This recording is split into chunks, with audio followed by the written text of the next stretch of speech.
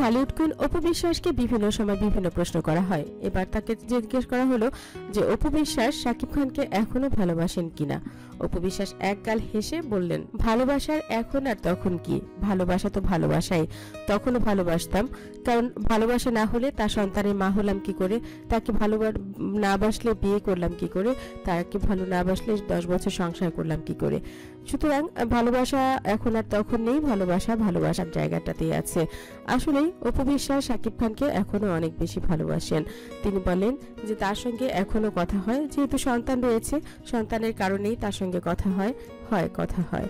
ওদিকে অপু বিশ্বাসকে শাকিব খান কতটুকু ভালোবাসেন সেটা জানতে চাইলে অপু বললেন, দেখুন কে কাকে কতটা ভালোবাসে সেটা তো আসলে বোঝানোর ব্যাপার, উপলব্ধির ব্যাপার। আমাকে শাকিব কতটা ভালোবাসে সেটা আমি উপলব্ধি করতে যতটুকু পারি, আর অপরদিকে শাকিবকে আমি কতটা ভালোবাসি সেটাও আমি শাকিবের উপলব্ধির ব্যাপার। ও যদি বুঝতে পারে যে আমি ওকে ভালোবাসি তাহলেই ভালোবাসাটা সার্থক, ও যদি বুঝতে পারে ভালোবাসি না তাহলে ওর ভালোবাসাটা ব্যর্থ। এদিকে আমাকে যদি শাকিব ভালোবাসতো আমি হয়তো বুঝতে পারতাম যে আমাকে শাকিব ভালোবাসে, আবার আমি যদি না বুঝতে পারি যে শাকিব আমাকে ভালোবাসে না তাহলে সেখানে শাকিব খানের ভালোবাসাটা ব্যর্থ।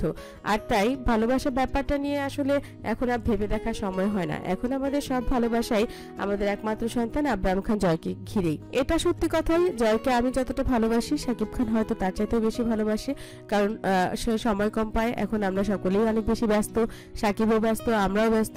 জয় আসলে যতটুকু সময় পায়, আমি যতটুকু সময় পাই শাকিবকে জয়ের কাছে থাকতে দিই, আবার শাকিব যখন সময় পায় জয়ের কাছে আসে।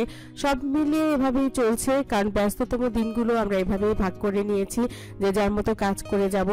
এখন বর্তমানে আমার চিন্তা যত ফোকাস সবকিছু জয় আর কাজকে ঘিরেই। আমি চাই আগামী 5 বছর খুব ভালো করে কাজ করতে। ওদিকে শাকিব খানও শুনেছি তিনি কাজে মন দিয়েছেন, তারও অনেক কাজ রয়েছে। তিনিও মাঝে মধ্যে বলেন যে তার ব্যস্ততা রয়েছে।